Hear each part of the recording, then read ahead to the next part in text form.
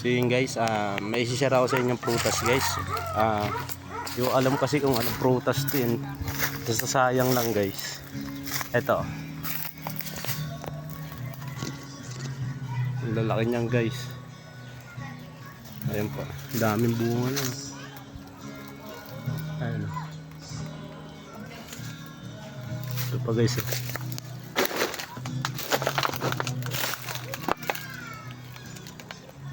Tapos to guys, ang laki nito guys.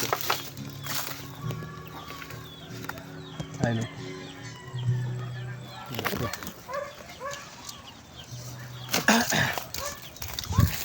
So yun guys, kung sino nakakalam nito guys na prutas guys, comment na kayo guys.